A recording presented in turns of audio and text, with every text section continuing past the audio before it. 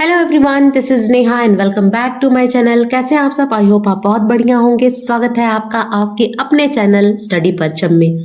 आज हम हिंदी पेडागोजी की दूसरी क्लास लेकर आए हैं जो कि प्रीवियस ईयर पर बेस्ड है। तो सारे क्वेश्चन प्रीवियस ईयर के मिलेंगे और ये प्रीवियस ईयर क्वेश्चंस हैं लैंग्वेज 1 हिंदी दिसंबर 2019 का। तो आज हम बहुत ही बेहतरीन 15 क्वेश्चन देखेंगे और ये क्वेश्चन बार बार पूछे जाते हैं एग्जामिनेशन में, तो बहुत ही ध्यान से और मन से पढ़िएगा और देखिएगा।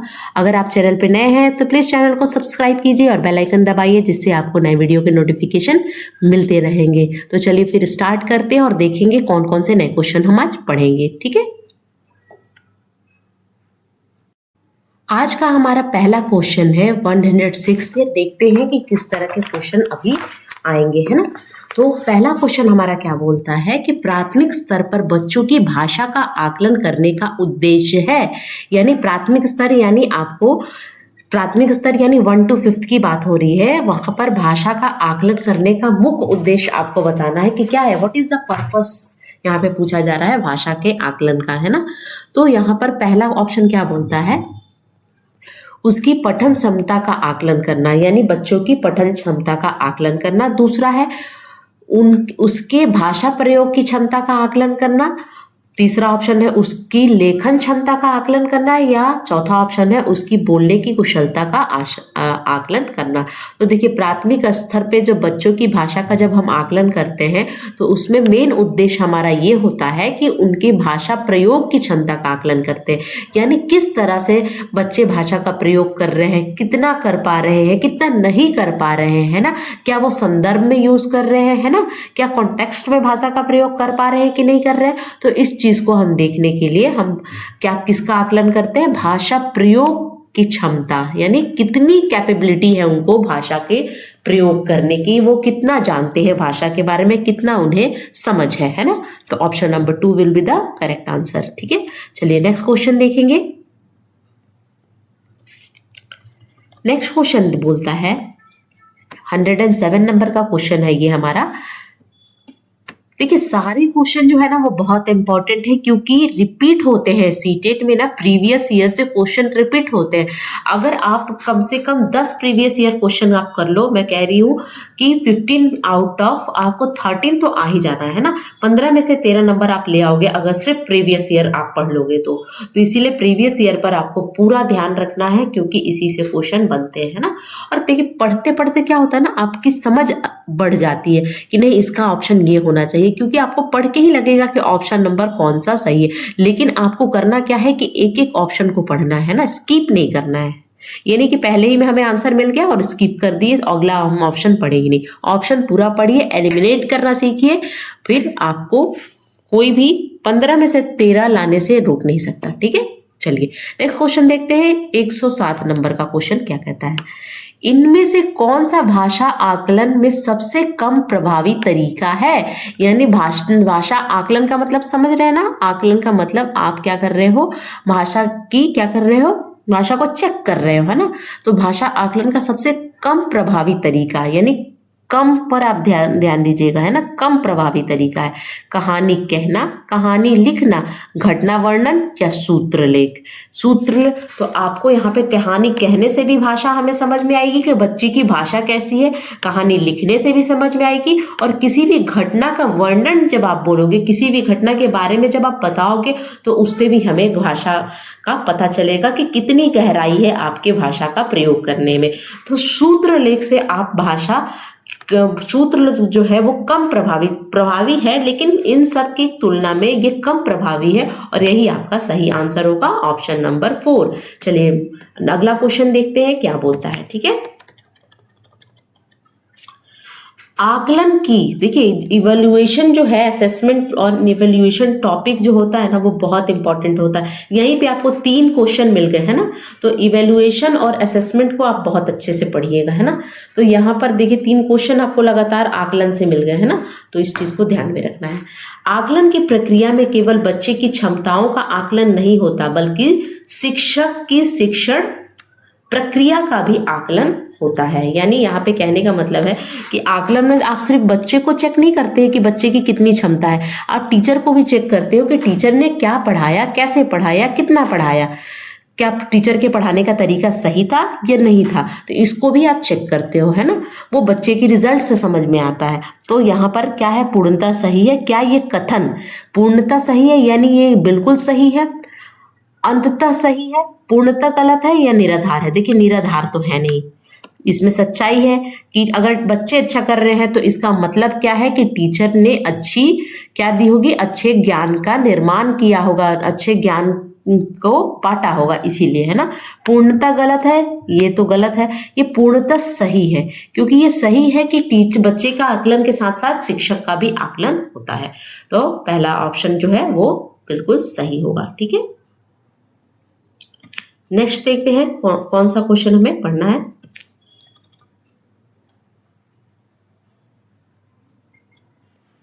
108 के बाद हम अब पढ़ेंगे 109 नंबर का क्वेश्चन क्या बोलता है। ठीक है, रीमा ने तीसरी कक्षा में पढ़ने वाली रितिका की भाषा क्षमता, भाषा निष्पादन संबंधित क्रमिक प्रगति का ब्यौरा उनके अभिभावक को दिया। अभिभावक का मतलब क्या है, पेरेंट्स को दिया, यानी भाषा किस तरह से कितनी क्या क्या कैपेबिलिटी है भाषा प्रयोग करने की, निष्पादन करने की क्षमता का क्रमिक यानी एक रेगुलर बेसिस का रिपोर्ट किसको दिया, एक ब्यौरा किसको दिया, रितिका के पेरेंट्स को दिया, अभिभावक को दिया।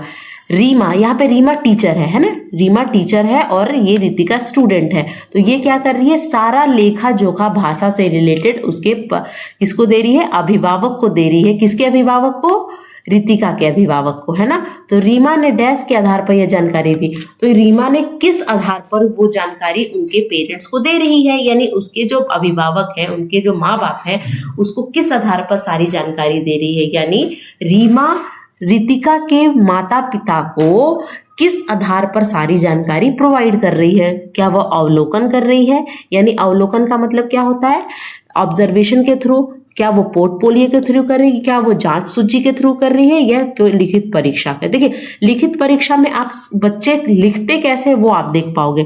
देखिए पोर्टफोलियो जो है ना, जहाँ पे ओवरऑल चीजें मेंशन रहती है ना, बच्चे का एक एक चीज उसमें मेंशन रहता है पोर्टफोलियो में।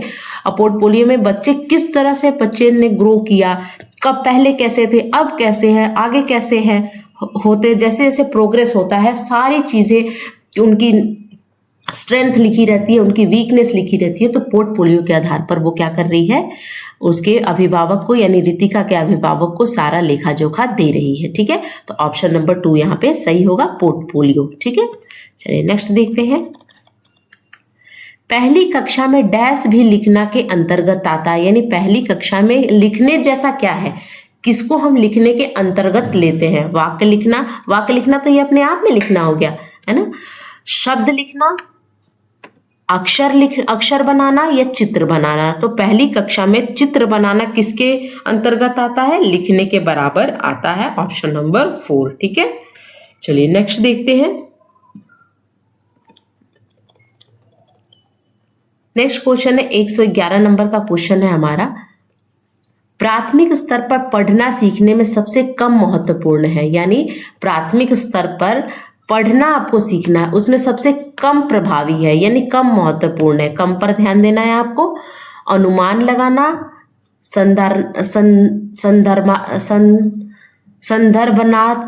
संदर्भानुसार अर्थ, अक्षरों की पहचान और पढ़ने का उद्देश्य। यानी सबसे कम महत्वपूर्ण क्या है, अक्षरों की पहचान। प्राथमिक स्तर पे कम महत्वपूर्ण किसको माना जाएगा, देखिए अनुमान लगा के पढ़ना ये भी होगा, है ना, क्योंकि हमें प्रिडिक्शन की बात हो रही है। अनुमान लगा के कि आगे क्या होना चाहिए। आप कभी कभी मूवी देखते हो तो आपको समझ में आता है कि अब इसके आगे क्या होगा, तो अनुमान लगाना ये भी होगा। संदर्भ का अर्थ होता है कि जो आप पढ़ रहे हो उसमें पूरे एज अ होल पढ़ रहे हो, है ना, संदर्भ में आपको मीनिंग समझ में आ रही है, तो ये भी होगा। ठीक है,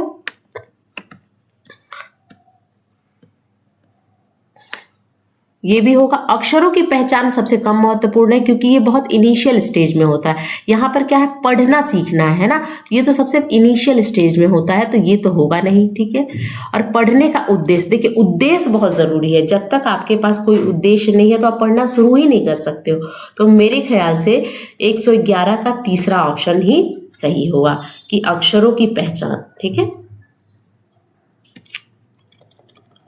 112 नंबर का क्वेश्चन क्या कहता है वो हम देखेंगे। ठीक है ना, भाषा अर्जन क्षमता यानी लैंग्वेज एक्विजिशन की बात हो रही है, किसके साथ संबंधित है? क्या भाषा अर्जन के क्षमता के बारे में पियाजे ने बताया था? बिल्कुल नहीं।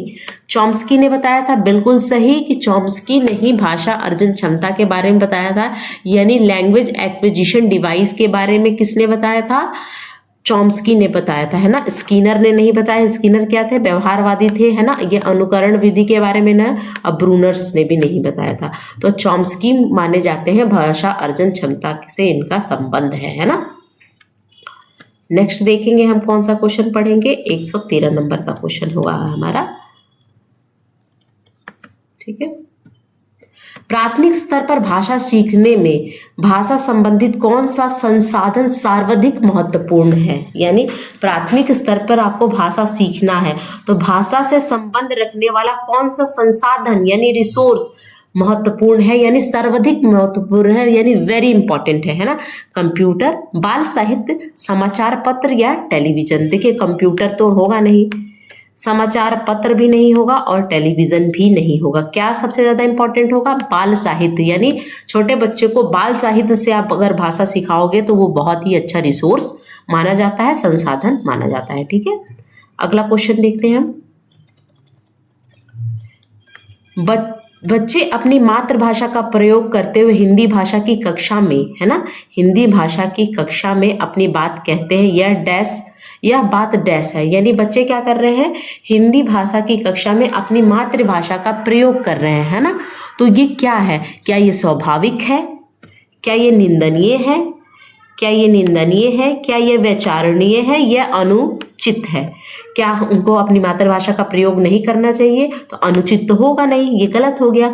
वैचारणीय है, ये भी गलत है। निंदनीय भी नहीं हो सकता, क्योंकि क्या बोलता है हमें एनसीएफ, क्या बोलता है कि क्लास 5 तक तो एटलीस्ट आपको बच्चे अगर अपनी मातृभाषा में बात कर रहे हैं तो आपको वैल्यू देना है, रिस्पेक्ट देना है ना। तो ये एक स्वाभाविक प्रक्रिया है ना, कि बच्चे तो क्या है अपनी मातृभाषा में ही बोलेंगे। अब जानने के साथ वो इंग्लिश में बात थोड़ी ना करेंगे अगर उनकी मातृभाषा हिंदी है। तो वो ये स्वाभाविक प्रक्रिया है, ये स्वाभाविक बात है ना, ऑब्वियस है। चलिए नेक्स्ट देखते हैं हम क्वेश्चन कौन सा पढ़ेंगे हम। 115 नंबर का क्वेश्चन है बहुभाषिकता यानी मल्टीलिंगुअल की बात हो रही है। बहुभाषिकता हमारी पहचान भी है और हमारे डैश फॉर डैश का अभिन्न अंग भी है। यानी बहुभाषिकता क्या है? हमारी पहचान भी है और यहाँ पे हमारी सभ्यता और संस्कृति होगा, सभ्यता और साहित्य होगा, संस्कृति और साहित्य होगा, या संस्कृति और चुनौती होगा? तो चुनौती तो होगा ही नहीं, संस्कृति और साहित्य नहीं होगा, ये भी नहीं होगा, है ना। सभ्यता और आपको पुट करके देखना, अगर आप पुट करोगे और आपको पढ़ने में आपको जो ये पूरी वाक्य है लगेगी कि बिल्कुल सटीक बैठ रही है तो वही आपका ऑप्शन सही होगा, है ना। सभ्यता और साहित्य है, देखिए यहाँ पर सभ्यता और साहित्य, एक तो होगा सभ्यता, ठीक है। आप यहाँ पे संस्कृति को भी पुट करके देखिए, साहित्य को भी पुट करके देखिए। हमारी सभ्यता और संस्कृति का अभिन्न अंग है, यानी सभ्यता और संस्कृति हमारी कल्चर का, है ना, अभिन्न अंग है। सभ्यता और साहित्य का अभिन्न अंग है, तो साहित्य नहीं होगा। ऑप्शन नंबर फर्स्ट यहाँ पे करेक्ट लग रहा है कि यह सभ्यता और संस्कृति का अभिन्न अंग है, ठीक है ना। तो ऑप्शन नंबर 1 यहाँ पे करेक्ट हो जाएगा 115 नंबर क्वेश्चन, ठीक है। अगला 116 नंबर क्वेश्चन देखते हैं। प्राथमिक स्तर की पाठ्य पुस्तक में कार्टून, भाषण, विज्ञापन आदि बच्चों की भाषा क्षमता का विकास में डैश है। यानी जो हम कार्टून दिखाते हैं, विज्ञापन दिखाते हैं, भाषण देते हैं, ये प्राथमिक स्तर पर भाषा क्षमता के विकास में क्या काम करती है? क्या ये सहायता करती है? क्या यह बाधक है, यानी ये रोक देती है, हिंड्रेंस है? ये निरर्थक है या अनुपयोगी है, यानी इसका कोई उपयोग नहीं है? तो ये एक सहायक है, यानी ये हेल्प प्रोवाइड करती है, ये रिसोर्स है ना। तो ऑप्शन नंबर फर्स्ट यहाँ पे करेक्ट हो जाएगा कि प्राथमिक स्तर पर जो हम दिखाते हैं कार्टून, पाठ्य पुस्तक में कार्टून बने होते हैं, भाषण दिया रहता है, विज्ञापन दिया रहता है, ये क्या होता है? ये एक सहायक ये सहायक क्या होती है? सहायक वस्तु होती है, सहायक चीज होती है जिसमें बच्चों की भाषा की क्षमता का विकास में हेल्प करती है, ठीक है। चलिए नेक्स्ट देखते हैं।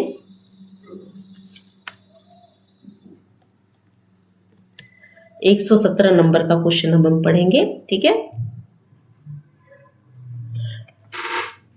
पांचवी कक्षा की सुहानी पांचों, किन्हीं, आंखें, दोनों आदि का शब्द लिखती है। क्या लिखती है? पांच के जगह पांचों लिखती है ना। पांच के जगह क्या लिख रही है? पांचों। किन्हीं के जगह किन्हें, आंख के जगह आंखें, दोनों के जगह दोनों आदि शब्द लिखती है। आप सुहानी की लेखन क्षमता के बारे में क्या कहेंगे? ऐसा वो क्यों लिख रही है, आप क्या बताओगे उसके बारे में? वह अनुनासिक चिन्हों का प्रयोग बिल्कुल नहीं जानती है। देखिए, जानती तो है, तभी तो हर जगह वो अनुनासिक चिन्ह, ये जो होता है ये अनुनासिक होता है। अनुस्वार और अनुनासिक आपने पढ़ा होगा हिंदी ग्रामर में, प्लेलिस्ट में मैंने पढ़ाया है, आप जाके देख लेना, है ना। वह अनुनासिक चिन्हों के प्रयोग के प्रति सहज है ना। सहज का मतलब होता है कि आपको पता है कि कहाँ पर हमें यूज करना है और कहाँ पे यूज नहीं करना है। तो ये भी ऑप्शन गलत है, पहला ऑप्शन तो गलत हो गया कि उसको आता ही नहीं है। आता है तभी तो वो यूज कर रही है, तो ये तो होगा नहीं। ठीक है,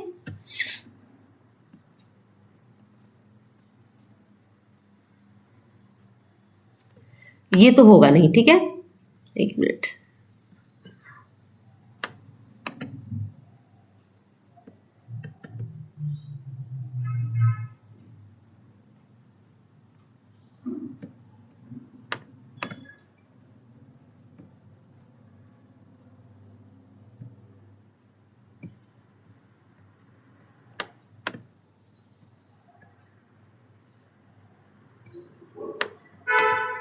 सर काम नहीं कर रहा है, एक मिनट।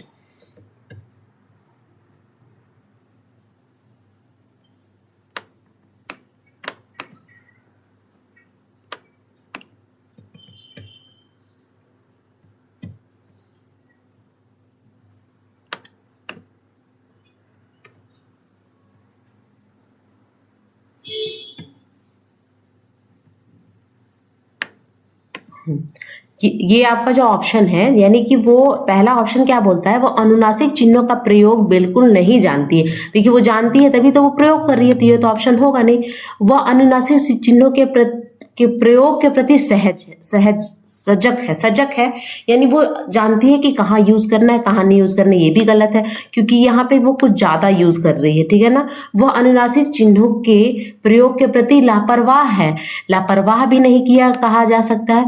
वह अनुनासिक चिन्हों के नियमों का अति सामान्यीकरण कर रही है, यानी वो क्या कर रही है? वो जानती तो है लेकिन वो अति सामान्यीकरण का मतलब क्या है कि वो कुछ ज्यादा यूज कर रही है, हर जगह यूज कर रही है। जहां जरूरत नहीं है वहां भी वो यूज कर रही है, यानी जहां जरूरत नहीं है वहां भी वो यूज कर रही है।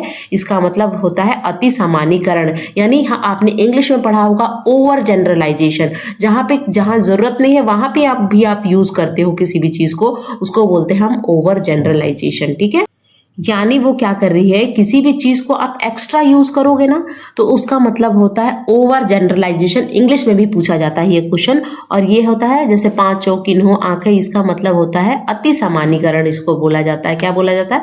अति सामान्यीकरण। और ऑप्शन नंबर 4 यही आपका करेक्ट आंसर होगा। चलिए अगला क्वेश्चन 118 नंबर का क्या बोलता है वो हम देखेंगे। ठीक है, 118 नंबर का क्वेश्चन बोलता है, विद्यालय में भाषा शिक्षण के लिए कौन सा कार्यक्रम शुरू करते समय सबसे महत्वपूर्ण है ना। विद्यालय में भाषा शिक्षण के लिए कोई कार्यक्रम शुरू करते समय सबसे महत्वपूर्ण क्या है? यानी विद्यालय में आप क्या कर रहे हो? भाषा को पढ़ाने जा रहे हो और आपको कोई कार्यक्रम क्या करना है? शुरू करना है। तो उसमें सबसे इंपॉर्टेंट चीज आपको बताना है कि क्या होगा। बच्चे की लिखित क्षमता को पहचानना, बच्चे की सहज भाषीय क्षमता को पहचानना, ये तो सही लग रहा है ना। लिखित क्षमता से सिर्फ आप अगर लिखित क्षमता को आप पहचान रहे हो, यानी आप बोलने की क्षमता को आप क्या कर रहे हो? सुनने की क्षमता को क्या कर रहे हो? इग्नोर कर रहे हो, तो ये नहीं करना है ना। तो ये ऑप्शन गलत होगा। बच्चे की सहज मौखिक अभिव्यक्ति को पहचानना, बच्चे की पठन क्षमता को पहचानना। ठीक है ना। तो देखिए यहाँ पर भी एक तरफ ध्यान केंद्रित कर रहा है कि सिर्फ लिखित को देख रहा है, यहाँ पे मौखिक को देख रहा है, और यहाँ पे क्या देख रहा है? पठन को देख रहा है। तो आपको भाषा क्या है? भाषा क्या है? अगर आपको भाषा की बात की जाए, है ना, भाषा क्या होती है? भाषा जो होता है उस पे आपको क्या करना है? आपको सारे चीज़ों पर ध्यान देना है बराबर से, चाहे वो लिसनिंग हो, चाहे वो स्पीकिंग हो, है ना, सबका प्रयोग होना चाहिए। रीडिंग हो या राइटिंग हो, सबका, यानी लिखना, पढ़ना, सुनना, ये सब आना चाहिए। तो यहाँ पे क्या हो रहा है, जो ऑप्शन नंबर 2 है इसमें क्या बोल रहा है, बच्चे की सहज भाषीय क्षमता को पहचाना।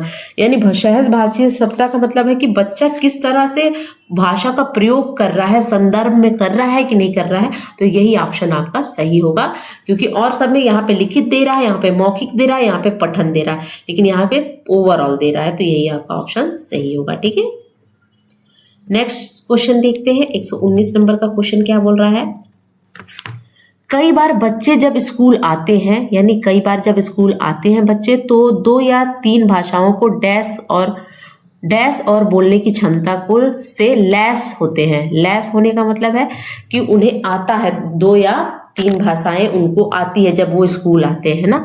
तो डैश होते हैं, पढ़ने और बोलने की क्षमता से लैस होते हैं, लिखने बोलने की क्षमता से लैस होते हैं, रटने और बोलने की क्षमता से लैस होते हैं, या समझने और बोलने की क्षमता से लैस होते हैं। देखिए, कई बार बच्चे आते हैं ना, तो भले ही उनको बोलना नहीं आए, लिखना नहीं आए, लेकिन क्या होता है, हमारे साथ भी ऐसा होता है कि हम 2 या 3 भाषाओं को समझ तो लेते हैं, भले ही हमें बोलना ना आए, हमें लिखना ना आए।